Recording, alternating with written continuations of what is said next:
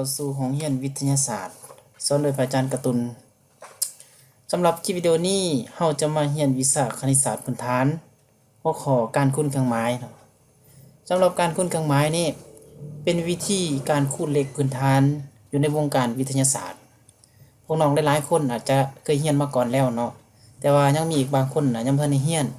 หรือว่าเรียนมาแล้วแต่ว่ายังบ่ทันเข้าใจเทื่อเนาะฉะนั้นเรามาติดตามในคลิปวิดีโอนำกันในมื้อนี้การคูณเครื่องหมายนั้นมีอยู่4แบบด้วยกันเนาะแบบที่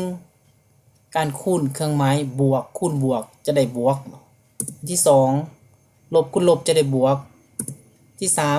3ลบคูณบวกจะได้ลบอันที่4บวกคูณลบจะได้ลบเนาะสำหรับการคูณเครื่องหมายนี้เราสามารถใจแย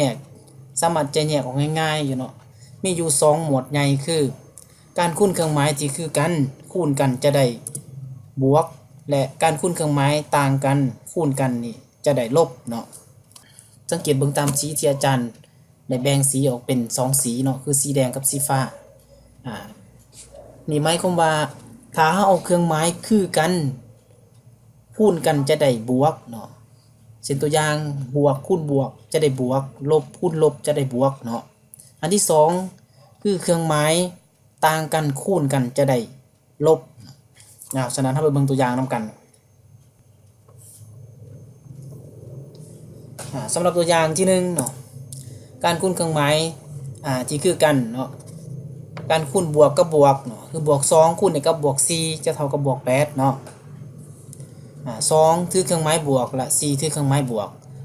บวกคูณบวกจะได้บวก4คูณ2จะได้8แต่ว่าในนี้เฮาบ่ได้เขียนเครื่องหมายบวกเนาะเพราะว่าสำหรับตัวเลขใดที่ถือเครื่องหมายบวกเฮาก็จะบ่จะเป็นเขียนเนาะตัวอย่างที่2เครื่องหมายลบคูณลบลบ3คูณกับลบ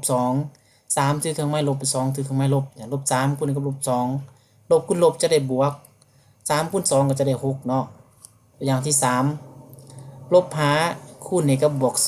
2เท่ากับลบ10ตัวอย่างที่4บวก6คูณกับลบ3เท่ากับลบ18เนาะเท่ากับลบ18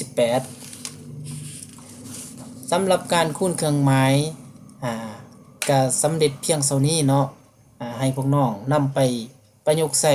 ในการเรียนคณิตศาสตร์หรือเรียนฟิสิกส์อยู่ในชั้นเรียนของตนเองเนาะสุดท้ายนี้